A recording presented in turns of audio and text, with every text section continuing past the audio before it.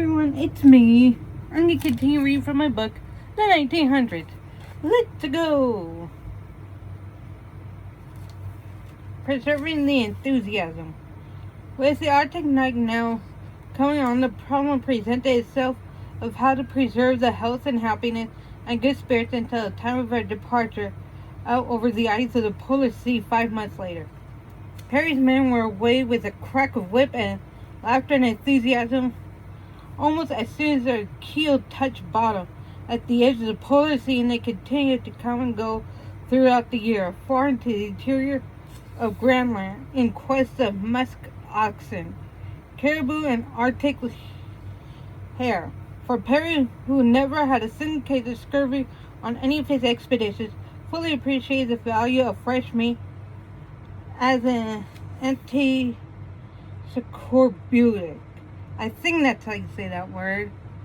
I don't even know what that means, so y'all can tell me in the comments down below. These excursions were not merely to keep us in good health and contentment.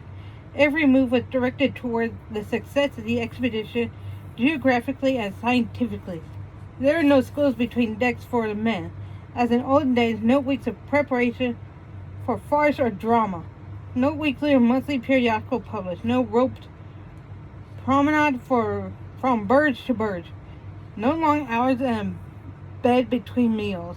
We were either away with our dog teams among the mountains of Greenland, hunting reindeer, musk oxen, or Arctic hare, or we're 100 miles up or down the coast living in snow houses, engaged in taking tidal observations, or at the ship working upon our equipment for the polar dash. If one word was written large upon the face of every man and upon the walls of every little stateroom in the steamship Roosevelt, it was the word enthusiasm.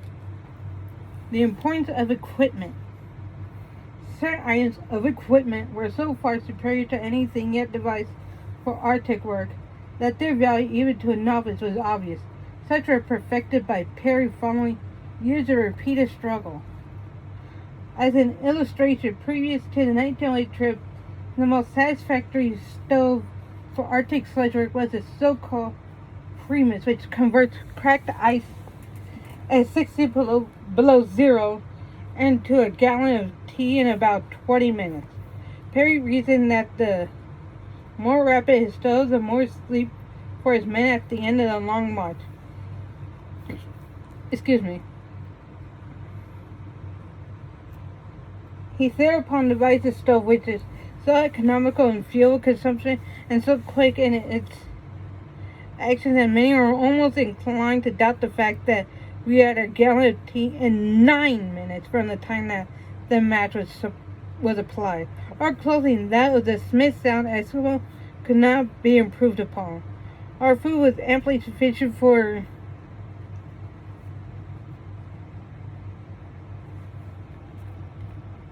the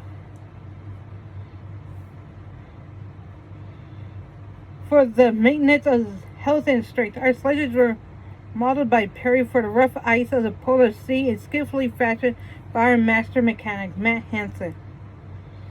Our equipment was without a doubt the most nearly perfect yet devised for polar work. Perry's plan for our advance and attack upon the polar, based upon his experience and failure in 1906, was unique and a large factor in his final success.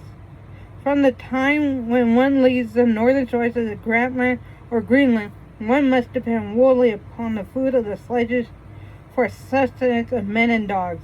An occasional bear or seal might be scoured, but such would be the exception. To feed Perry and his men till he was within striking distance of the pole and self-supporting for the 500 miles of the return trip was the work assigned to the so-called supporting parties under the command of Hansen, Bartlett, Marvin, Bureau, Gushel, and myself. Every 5 days, a white man and his Eskimos were to return to land with an amount of food equal to one-half consumed in the outward trip, with orders to double march. And if held up by open water to the dogs, the work of this division was done. It was no longer needed in a task where one's life might depend upon ounces, not pounds, where every additional article of food was a synonym for miles of travel, and where the last ounce might mean the last meal and success in one's life work. Yeah, you're almost done with this chapter. The urgency of success. In general, the American people minimize the danger of travel on the polar sea and have overestimated the narrow margin of safety of even a small party 500 miles from land. The presence of one man not absolutely needed in the work endangers the lives of all, for that man must be fed and must receive an equal amount of the last bite. Every man realized what the success of this trip meant to Perry, and each man knew that the sooner he returned to land after he had finished his work, the better the chances of Perry reaching his goal. Weeks later, the little band of 6 returned, clearly revealing the terrible strain and anxiety during that rapid dash to land over ice fields which threatened to be rent asunder by the high tides of the approaching full moon. In fact, the work was too well done, as many doubt as to Perry's achievement was based upon the time of his return. Perry was the first. During the days of that most unfortunate controversy over Perry's claim to have reached the pole, enough consideration was given by the public to the following all-important facts. First, Perry's supporting parties placed him at nearly the 88th parallel. Second, the observation at this point were taken and signed by Captain Bartlett of the Roosevelt. Third, from this point on, Perry had 5 well-provisioned sledges, 5 of the best men of 25, 48 as the best dogs of 250, and only 120 miles to go.